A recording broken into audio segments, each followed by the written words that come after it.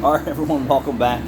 So I see some YouTubers out there, and I'm not sure if they're just making content or just trying to get some views or whatever the case may be. But we're going to talk about blown fuses, and and they say it's just a blown fuse.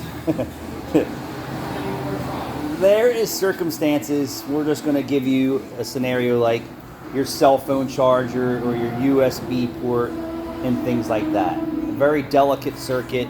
It doesn't take very much load or an arc or just putting it in a little wrong or cockeyed to take that circuit out necessarily doesn't mean, right, that there's anything wrong with that circuit. And we're just going to say the vehicle hasn't been tampered with. You haven't been to your car audio shop or the street mechanic wiring things into your car. We're just saying the circuit is clean by design. And typically when you have, I'm just going to say your cigarette lighter or your USB, there is no load on that circuit. It basically sits idle. And then when you plug your load into it or your accessory, that's when you apply a load to that circuit. So if you understand it, the load is what that circuit is feeding. And we'll just say maybe you have an inverter or your cell phone charger or a portable fan or TV, I don't know, anything. If it blows when you plug it in, it's not because of the circuit. The fuse didn't fail all by itself. It's because of the load that it was put under. So for instance, some of these YouTubers are saying, oh, it's just a fuse and trying to make the other shop look bad. It was just a fuse temporarily until that electronic device actually has another spike or an issue in somewhere on that circuit. It's not very common that you see one fuse only feeds one circuit. It usually will feed multiple circuits. So it could be power window switch, power mirrors, anything. So there could be a couple things on it, and that's trying to figure out what took it out. But for simplicity, we're just going to use fan. So if this fan motor is bad, right, and this is a heavy load fan, and someone just puts a fuse in it and the fans start to work, the fan motor is what caused the fan load primary fuse to fail. These are usually 50 to 80 amps depending on the design and the generation, and no different than an amplifier. If the amplifier fuse blows, it's either got a problem internally or the speaker is putting too much load on the system and takes out the amplifier fuse. And typically it's from them overloading and getting it too hot and it blows the fuse.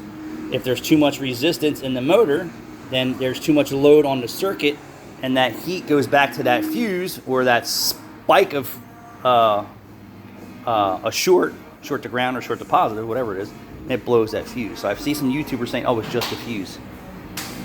It is a slim, minuscule thing that the fuse is the only problem. And the purpose for this video today was we had a guy come in with a Colorado that his power seat stopped working. 60,000 mile car, there's no issues under the seat, the switch isn't very common for it to blow the fuse that powers the power seat motors. So we replaced the fuse and then we got the seat to work, and it's only temporary before those seat motors blow that fuse again. You follow me? Yeah, it works right now. How long until it blows out that fuse? It could be a day, it could be a week, it could be whenever. But the motors are already showing signs of failure, and that's why I took the fuse out. It's not very common that a power seat motor fuse fails by someone sitting in the car and moving the seat back and forth. You should be able to move that seat back and forth 100 times, if not more, with maximum load before it takes out a fuse. And I've seen some videos where, oh, it's just an alternator. I'm going to tell you, and this is some other videos out there, and you guys probably know the guy who said it, that the shop across the street advised replacing the alternator and when it only needed a battery. I'm going to give you an example. Ready? This 180,000 mile Chevy Traverse, if it was here for a dead or weak battery, I would definitely be advising replacement of the alternator. If the alternator has not been replaced, it is in its failure zone. I have also tested vehicles that have come in where the alternator was good and then tested it 15 minutes later and it was bad, or 20 minutes later, or you know what, I sent the customer out after me doing my test and saying, hey, the alternator seems to be good right now, and 3 days they're back with a bad alternator. Sometimes 2 to 3 battery life changes, the alternator is at the end of its useful life. Just my experience. I don't ever see alternators last 200,000 and 300,000 miles on average, although it does happen. So it is possible when you come in for service and you need a battery, you also need an alternator. Typically, most people are driving around with a weak battery and don't know it, and they keep hitting the starter, and the start-stop's still going, and they're running all the accessories, and everyone's got the seat warmers on, and the battery's just getting pulverized to death because it can't give you anything more. It's, you know, dying. And then what happens is that alternator's got to work so much harder to put juice back in the battery, and then the plates start to warp and the fluids start to boil in the battery, and then it decays the battery life even faster, and then the alternator is just self-destructing, if that makes any sense to you. So when you see these videos, it was just a fuse.